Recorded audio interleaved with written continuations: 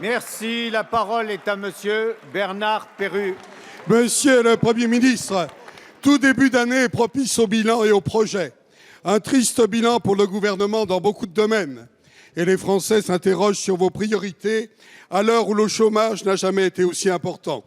250 000 demandeurs d'emploi de plus en 2015. Il s'accroît chaque jour sans que vous preniez les mesures qui s'imposent. C'est le chômage qu'il faut alléger, monsieur le Premier ministre, pas l'orthographe. C'est le code du travail qu'il faut réformer, pas les horaires d'ouverture de Pôle emploi dans nos communes.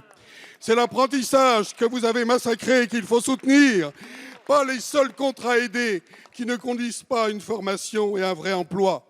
Les jeunes, trop nombreux à galérer, désespèrent. Donner l'impression d'agir sans rien changer sur le fond ne suffit pas. Lancer le grand chantier de la réforme du droit du travail sans toucher au contrat, au licenciement, au temps de travail ne convainc pas.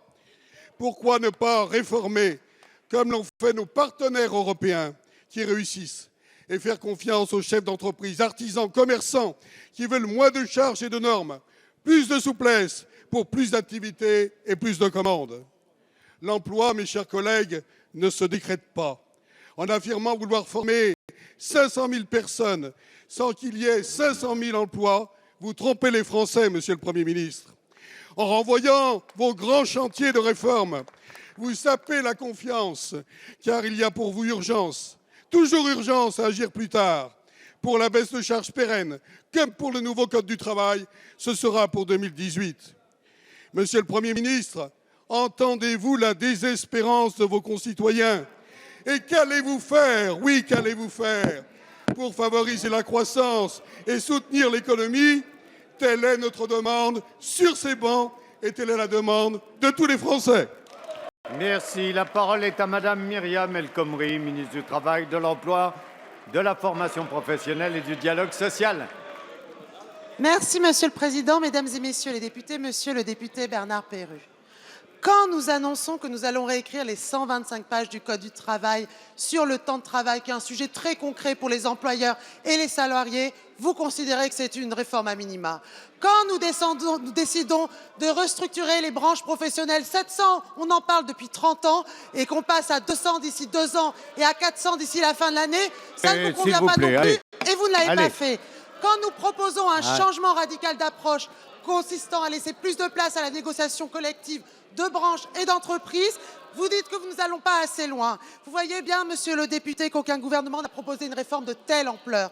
Et justement, quant à la commission qui va réécrire complètement le Code du travail, sachez que c'est un travail colossal qui demande véritablement ce travail essentiel et ça prend du temps en effet.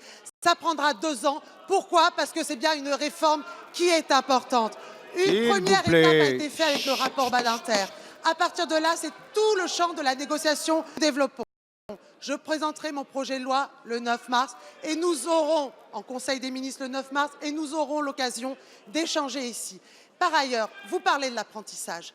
Il y a eu beaucoup de réformes de l'apprentissage. Mais quand je vous entends encore ici, sur ces bancs, dire qu'on ne peut pas, pour un apprenti boucher, on ne peut pas avoir un couteau, pour un jeune, on ne peut pas monter sur des échelles, et que pour un jeune apprenti boulanger, on ne peut pas travailler dès 4 heures du matin, c'est faux. Et c'est faux, et vous, justement, vous permettez, avec ces propos-là, ça ne donne pas envie à des employeurs de s'engager dans le cadre de l'apprentissage. Il y a des décrets qui ont été pris depuis 2 ans pour régler ces questions. Continuez à dire ce type de choses. Les apprentis restent sur le carreau et ne trouvent pas d'employeurs à cause de ce type de propos qui sont toujours prononcés dans ce type. Donc vous le voyez bien, on réforme, des réformes conjoncturelles avec le plan de formation, des réformes plus structurelles. Merci, madame. Allez, s'il vous plaît, on a changé de question.